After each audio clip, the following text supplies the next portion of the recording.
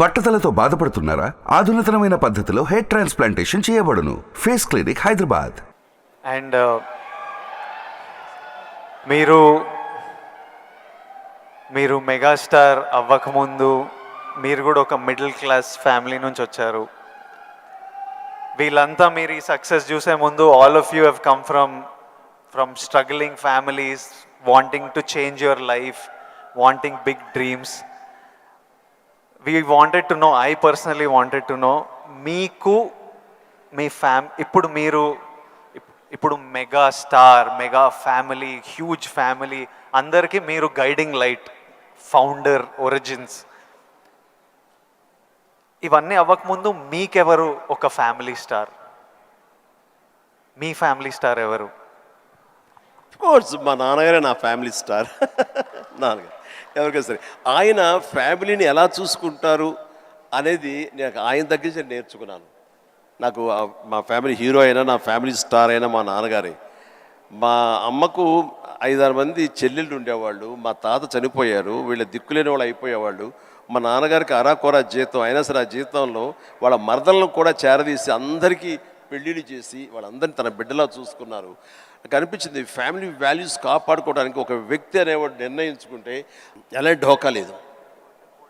అందుకనే నేను కూడా ఫ్యామిలీస్కి ఎంత విలువిస్తాను అనేది నేను సురేఖ కలిపి, ఫ్యామిలీ ఎంత ఎదిగినా, ఎవరి ఫీల్డ్లో వాళ్ళ ఎంత హైట్స్కి వెళ్ళినా ఒక్కొక్క అకేషన్లో మనందరం కలిసిగా మనం ఉండాలి. ఆ 3-4 డేస్ మనం కలిసి ఉండటం మూలంగా మళ్ళీ ఉండే ఇన్హిబిషన్స్, భేషజాలు, చిన్న అరాకొరా ఉండేటువంటి మిస్అండర్స్టాండింగ్స్ ఇవన్నీ కూడా సమసిపోయి మనం ఎంతో మళ్ళీ మన బాండింగ్ చాలా స్ట్రాంగ్గా ఉంటుంది. సో ఇదే విధంగా మనం వెళ్ళొచ్చు అంటాను. మొన్న ఈ మధ్య సంక్రాంతికి అలాగే కలిసాము. దానికి ఎన్ని నెలలు ఎఫర్ట్స్ ఉన్నాయో తర్వాత పక్కన పెట్టి, ఎందుకంటే అందరూ సెలబ్రిటీసే కాబట్టి. బట్ దాని రిజల్ట్ ఏంటి, అమెరికా మేము వెళ్ళినప్పుడు ఏమంటే ఆ ఫోటో చూస్తుంటే ఇంత బిజీ పీపుల్ ఇలా కలిసి సంక్రాంతి బాగా స్పెండ్ చేస్తున్నారే, మనం ఇలాగే ఉంటాము, మనం కూడా అనుకుని కలవచ్చు కదా, ఎందుకు కలవు అనేది ఆ ఫోటో మాకు ఎంత ఇన్ఫ్లుయెన్స్ చేస్తుంది. ఆ పిక్చరు, ఇది మీరు ఎంత గ్రేట్ మెసేజ్ ఇచ్చారు మీరు అనేది అంటుంటే ఓ థ్యాంక్ యూ అనుకున్నాను. మీరందరూ కలిసి సెలబ్రేట్ చేస్తుంటే మేమంతా చాలా ఎంజాయ్ చేస్తాం. మీరు దోశలు చేస్తుంటారు అందరి కోసం. మీరు ఎలాంటి సినిమాలు చూడడానికి ఇష్టపడతారు Chiru sir? What films do you enjoy watching? చెప్తే నవ్వుతారు వాళ్ళు, తెలియాలి మా అందరి క్యూరియాసిటీ. ఎందుకంటే మా ఇంట్లో నవ్వుతారు. అది మిక్కీ మౌస్, లార్ల్ అండ్ హార్డీ, ఇలాంటి సినిమాలన్నీ చూస్తుంటాను. అండ్ ఇది ఇలాంటి సినిమాలన్నీ కామెడీ సినిమాలు చూస్తుంటాను. సినిమాలుగా చూడవస్తే జాకీ చాన్ సినిమాలు చూస్తుంటాను, ఆ యాక్షన్ హై ప్యాక్ట్. ఇంకొంచెం బెటర్ సినిమాలు అంటే ఇప్పుడు టాప్ గన్ అని మొన్న వచ్చింది కదా, టామ్ క్రూజ్, ఇలా చూస్తుంటాను. ఏమంటే ఆ లవ్ స్టోరీ ఉన్న చూసారా మీరు, ఎంత బాగుంది టైటానిక్ షిప్, మీరు చూడాలంటే వావ్ గ్రేట్ మూవీ ఎస్ అన్నాను, కానీ నేను దాన్ని చూడలేకపోయాను. అంటే ఏదో విషాదం, బాధ అది అన్ని. అందుకనే నేను సినిమాలకు సంబంధించి మాత్రం లైట్ హార్టెడ్ ఫిలిమ్స్ చూస్తాను. అందుకని నాకు మా గ్రాండ్ డాటర్స్తో మాత్రం మంచి మ్యాచ్ అవుతుంటుంది. అందుకని వాళ్ళు ఎంతసేపటికి కోకో మిలన్ ఇలాంటివి కొన్ని చూస్తుంటారు, నేను కూడా వాళ్ళతో కూర్చొని చూస్తూ ఉంటాను. వాళ్ళు వెళ్ళిపోతారు కానీ ఇంకా అలా చూస్తూనే ఉంటాను. ఏమండి ఆపేయండి, వెళ్ళిపోయాడు, అవునా కదా బాగానే ఉందని. అంటే ఆ మిక్కీ మౌస్ వాటిలో ఉండే టైమింగ్ అని, అది కానీ ఆ క్రియేటివిటీ చాలా ఇంట్రెస్టింగ్ ఉంటుంది, అలా చూస్తూ ఉంటాం. అందుకనే నవ్వుకుంటారు ఎవరైనా సరే. And one last question sir, మన లైఫ్, ఐ నో పర్సనలీ నా లైఫ్ చాలా మారిపోయింది లాస్ట్ 10 yearsలో. మీ లైఫ్ ఎంతో మారిపోయి ఉంటుంది ఫ్రమ్ మీరు స్టార్ట్ అయినప్పటి నుంచి ఈ రోజుకి. కానీ నాకు ఇంకా నా హెడ్లో ఇంకా ఆ పిల్లోడిని, ఎందుకంటే నేను 25 years వరకు ఒక లైఫ్ చూశాను, ఇప్పుడు 34. ఐ వాంట్ టు నో, ఇంకొన్ని అలవాట్లు అలా ఉండిపోతాయి. ఫర్ ఎగ్జాంపుల్ కొన్ని మిడిల్ క్లాస్ అలవాట్లు, అలానే మీరు ఎంత లగ్జరీ, ఎంత డబ్బు చూస్తున్నా కొన్ని హ్యాబిట్స్ అలా ఉండిపోతాయి. ఫర్ ఎగ్జాంపుల్ నేను ఇప్పటిదాకా నా షాంపూ బాటిల్ అయిపోతే ఇంకా దాంట్లో నీళ్లు నింపి ఇట్లా షేక్ చేసి పోసుకొని అప్పుడే బాటిల్ పడేస్తాను, లేకపోతే నా వల్ల కాదు పడేయడం. అట్లాంటిది మీకేం హ్యాబిట్స్ ఉన్నాయి ఈ రోజు వరకు? నా మనసును టచ్ చేసావు. నేను నా గోడు చెప్పుకుంటాను. లైట్లన్నీ ఆన్ చేసి వెళ్ళిపోతారండి. నేను మళ్ళీ వెళ్ళి అన్నీ ఆఫ్ చేసుకుంటూ వెళ్తానండి. టెల్ మీ ఒక 5 చెప్పండి ఇలాంటివి. అలాగా. తర్వాత హీటర్ ఆన్ చేస్తారు, గీజరు. అంత స్నానం అయిపోతే వెళ్ళిపోతారు. నేను ఎత్తుక్కుని గీజరు ఆన్ చేస్తాను. ఇప్పుడు టెన్షన్ ఎక్కువైపోయి ఏం చేస్తారంటే నా మొబైల్లోనే మా ఇంట్లో ఉండే ఆల్ లైట్స్, ఏసీస్ ఇవన్నీ. మీరు నమ్మరు, ఇవాళ చరణ్ ఏదో బ్యాంకాక్ వెళ్ళిపోయాడు. వెళ్ళిన తర్వాత ఆవిడ ఫ్లోరు క్లోజ్ చేశారు. ఏమైనా లైట్లు ఆన్ చేసి వెళ్ళిపోయారు ఏంటో చెప్పేసి మొబైల్ యాప్ ఓపెన్ చేసి, అరే చాలా 5-6 లైట్లు ఆన్ చేస్తున్నాయి, ఎవరి కోసం ఇవి చూసుకోరు వ్యవహారాలు అని చెప్పేసి మొత్తం అంతా కలిపి అన్నీ ఆఫ్ చేసుకుంటూ వచ్చాను. దీన్ని మిడిల్ క్లాస్ మెంటాలిటీ అంటారు. ఇది అవసరం. ఈ రోజున వాటర్ కూడా ఎక్కువ. Yes, thank you. ఈ రోజున నువ్వు అంటున్నావు నువ్వు షాంపూ చెప్పావు కదా, నేనేం చేస్తాను చెప్పనా?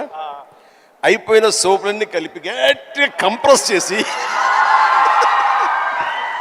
ఇది నిజమండి, నమ్మరు, ఇది చెబితే. సో ఇలా నీళ్లు పోసుకుని కుదించి ఆఖరిగా షాంపూ అది నేను వాడతాను. అందుకనే ఆయన చెప్పగానే ముందు నాకు చాలా రిలేట్ అయ్యాను నేను. సో సోప్ ముక్కలన్నీ కలిపి కంప్రెస్ చేసి అదో సోప్ లాగా వాడి అది వాడతాను. అంటే ఇది మన మెంటాలిటీ అలా ఉంది, అలా చేయాలి. ఈ రోజున అలాగే వాటర్ కూడా నేను చెప్తాను.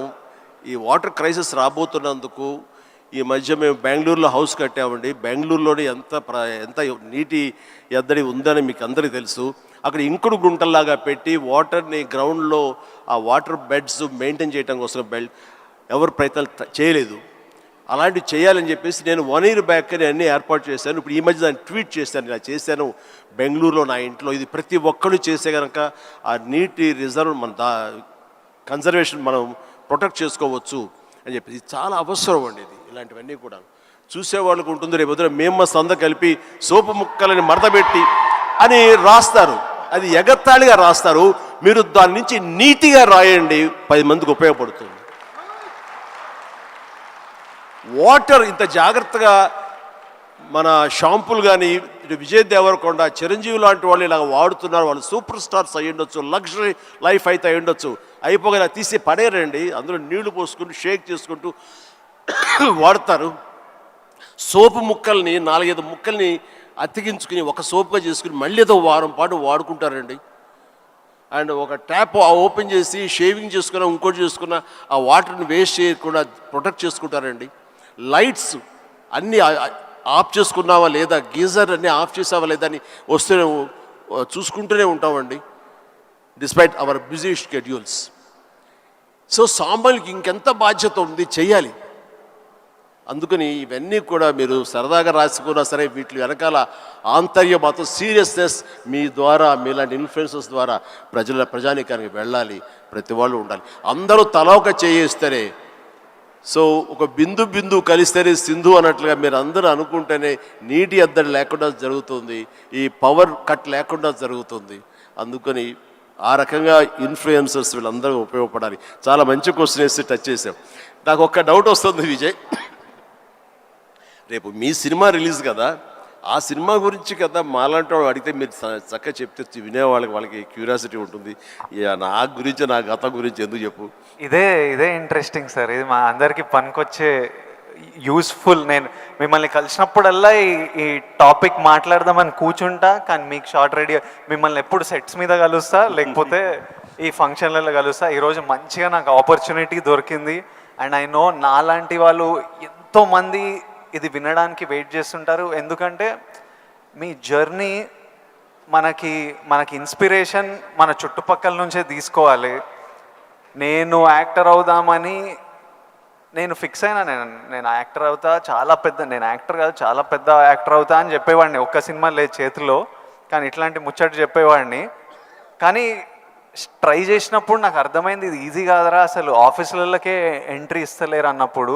సో నేను రోజు ఇంట్లో ఒక 2-3 years అట్లా ఇంట్లో కూర్చొని ఇంకా కొంచెం లో అయిపోతుంటే డాడీ అప్పుడు మీ గురించి చెప్పేవారు, అరే చిరంజీవి గారు మీ స్టోరీ చెప్పేవారు, మీరు ఎట్లొచ్చారు, ఎట్లా మీ పర్ఫార్మెన్స్తోని, మీ బిహేవియర్తోని, మీ ఇంటెలిజెన్స్తోని మీ జర్నీ గురించి మాట్లాడి.